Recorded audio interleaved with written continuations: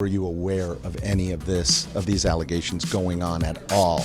Just yes or no? Yeah, I mean, specifically, I'm not going to get into exactly what I knew or anybody knew at this point.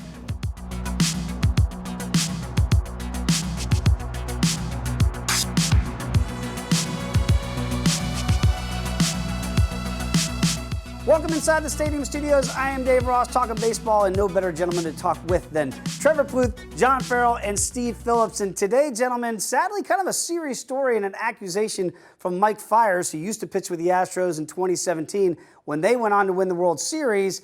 Accusations of sign stealing from a center field camera, and that they would then transfer that to the dugout and give out audible cues to the hitter to know what pitch is coming. Wow. I've seen you guys on social media talking about this since this has come out. Trevor, I'll start off with you as a player. For one, what type of injustice is this? I think we all think it's wrong, but what level of wrong is this? Yeah, the only reason I think it's considered wrong is because it's during the game. You know, there is language that MLB has that says you cannot use technology to steal signs. So I understand that. And this one's just a little bit flagrant and looks like a little overboard to me. But this stuff happens all throughout baseball. And if we're talking about technology and, hey, you can't use it to steal signs, everyone uses it to steal signs. You know, doing your video prep work, that's how you're going to pick up tells on pitchers. You can go ahead and get that center field view from 2 or 3 games before and say, okay, let's see what this pitcher's primary signs are and his secondary signs are. We did that almost every game. We knew when the relievers came in, if they were one of the relievers that just wanted something simple, like, you know, first sign obviously is your primary, and then if you went to your secondary signs, a lot of them would do simple stuff like second sign shake first, something like that, or outs +1. And there's a lot of things you can do using technology. I think this is just wrong because it's during the game, it's live, and really it's because they got caught. And Mike Fiers coming out and saying this, you know, going against his old organization is really why it's such a big story, in my opinion. Yeah, John, how about that? Because that's the old adage, right, in baseball, if you ain't cheating, you ain't trying, right here. So what type of baseball crime is this? Do you look at it like Trevor does and say, all right, this has been going on for the livelong day, or does this kind of go and rise above the, I guess, the garden variety cheating, if you will? Well, I think it goes back to the fact that they were caught and someone kind of, you know, spilled the beans, so to speak, on what they've done in the past. But you can go back to the White Sox, you know, scoreboard of years gone by where there's supposedly a light that would flash, or in Toronto where there was someone in the center field stands that were either with a movement or some kind of flash card. But I think since the incorporation of instant replay, it's put a video review, in-game reviewer in the clubhouse that is your employee, and it's really opened up so many different options and avenues to begin to relay information. And just as Trevor said, every team in baseball is reviewing opposing pitchers and their sign sequences, how they can best communicate down to real time. That's where maybe going over the line is being focused on. But this is permeated throughout the entire 30 teams and 30 organizations in the big leagues. And it's those who are trying to stay ahead of the curve that is always trying to come out on top. We played against the Astros in the divisional series in 17, and I can tell you that guys would come off the mound and they would say, "My gosh, I'm making quality pitches and they're right on me." We couldn't hear the so-called banging of the trash can, but you could definitely see the reaction of the hitters being right on any kind of off-speed pitches. Well, that is stunning to hear that, John. So, Steve, as a GM in the league, that feels like a big deal to me, right? And I've seen some people say it's no big deal. How big a deal is it to you as an executive in baseball?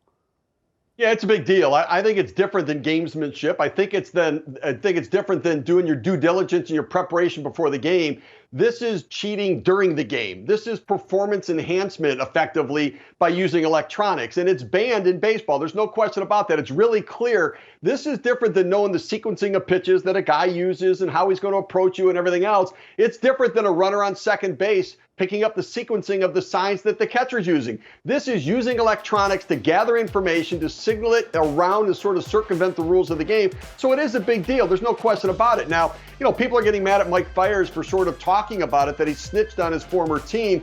I've always kind of not understood back even in the steroid era, where I thought, why is the majority staying silent? If guys are cheating and taking money out of your pocket, why wouldn't you speak up about it? And I sort of look at this in a similar way. And yet, I also understand he didn't talk about it when he was a member of the Astros and maybe gained a benefit, got a World Series ring and a postseason share. And so what it does also make me believe is that the Oakland A's probably aren't cheating, because you're not calling out people cheating on another team if you know what's going on your team. And so I believe Oakland's probably playing it straight right now. So there's so many layers to this. But I think the commissioner has to come down hard. After the last thing with the Apple Watch and everything with the Red Sox, it was made clear that they're going to come down and there will be severe penalties, including losing draft picks, where I think the Astros could be in some trouble. Wow, that's interesting. John, do you concur with that? That Rob Manfred now, as the commissioner of Major League Baseball, has got to come down with an iron fist on this? Well, I think so. I think, and really anything that you're going to try to reprimand a team with, draft picks is really the one thing that will halt an entire organization, because that is the lifeline to future success. And if you start to eliminate those, that's going to make a dent for time to come. Absolutely. And Trevor, as a player, when you hear this stuff going on in Houston, do you view their championship differently in 2017? Or, hearing that from John, that's astounding to me, knowing that the Red Sox pitchers are going, wait, how are these guys on this pitch? Do you look at that championship a little bit differently? Not really, to be honest with you. I mean, obviously, we don't want this in the game. You don't want guys relaying these signs, but it is avoidable. If you have your catchers giving different sequences and switching it up throughout the game, all this is avoidable, okay? So it's not something that they can do and you can't stop it. The funny thing I thought about this was they said it was a player in 2017 that was struggling early, went to a coach and said, hey, let's implement this with a camera. So am I thinking it could not have been a rookie? This had to be a veteran player, or at least an important player, or it was engaged by a coach that's been there a long time. Because can you imagine if a rookie went up to a coach and said, hey, coach, I'm not really seeing the ball now. Let's put a camera in center field, relay the signs here. Let's bang on this trash can so I can hear it in my at-bats. That's never going to happen, ever, ever. So I don't want to throw any names out there, but you can go back to that roster and kind of see who those veteran players on that team were. You can even see who was struggling at the beginning of the season, and you can kind of find out, hey, this came from this guy, and he said he had done it before in different organizations. You can kind of start piecing together layers and layers and layers on this thing. So it's an incredible story. I'm fascinated by it. Even though I know it happens a lot, I've been part of some of it, nothing to the degree that the Astros have done. But we've seen it before, too. I mean, we've seen it where the Cardinals got caught hacking into a database. Mm-hmm. I mean, this is high-level crimes we're talking about now.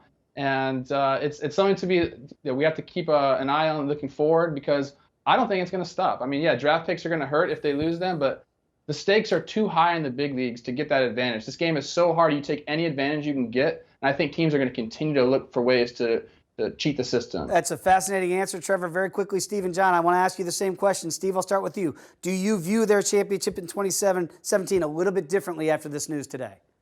Yeah, I think a little bit differently. It's a little bit like the Patriots, right? People want to put an asterisk next to the Patriots Spygate. It's effectively the same sort of crime. I think the other thing to remember is we've got players who knew about it, coaches who knew about it, and I will tell you that a general manager would have to sign off on a camera, sign off on a monitor.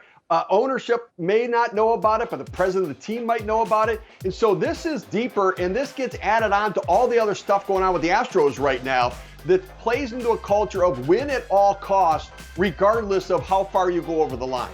John, I got to end with you because, again, you were going up against that Astro team in 2017. Do you look at them and think that now they had an unfair advantage against your Red Sox? Somewhat, but I will say that doesn't take anything away from the talent that team has. You may say the Dodgers may have more of a complaint because they lost to them in the World Series, but we were outmanned. It wasn't because of a camera in center field. But, you feel a little hurt. You feel a little disingenuous, I guess, because it's done against you. Absolutely. Gentlemen, a great baseball conversation as always. Our GM, Steve Phillips, our manager, John Farrell, and our player, Trevor Plouffe. Appreciate the time and the information talking baseball right here on Stadium.